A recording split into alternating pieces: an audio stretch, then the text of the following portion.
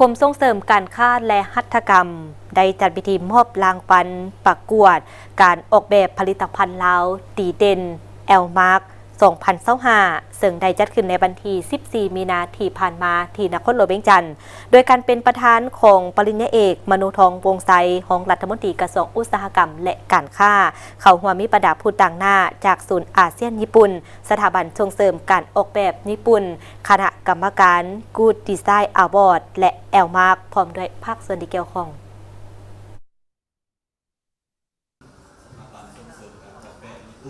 ท่านหัวหน้ากรมส่งเสริมการค้าและหัตถกรรมกระทรวงอุตสาหกรรมและการค้าได้กล่าวว่า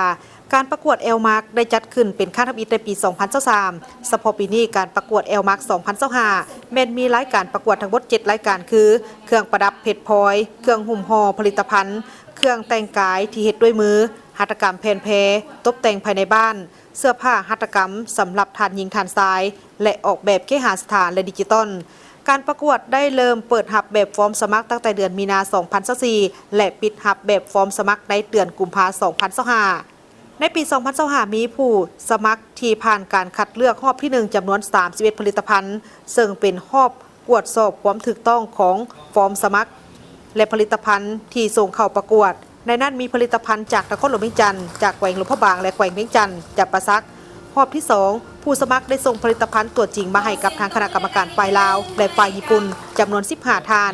กวดสอบและผ่านการคัดเลือกมี 12 ผลิตภัณฑ์จาก9ภาคส่วนได้รับรางวัลแอลมาร์ก2025คือ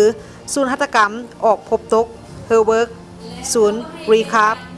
ไซยาแบรนด์นาลีนักออกแบบอิสระโรงงานกระแลมบ้านๆจำกัดผู้เดียวตัวแทนการตลาดดิจิตอลและ ICT Solution สำหรับผลิตภัณฑ์ที่ได้รับรางวัลแอลมาร์ก2025นี้แมนจะได้นำส่งผลิตภัณฑ์ของตนเข้าร่วมในงานประกวดในงาน Good Design Award ที่ประเทศญี่ปุ่นในเดือนสิงหาคม2025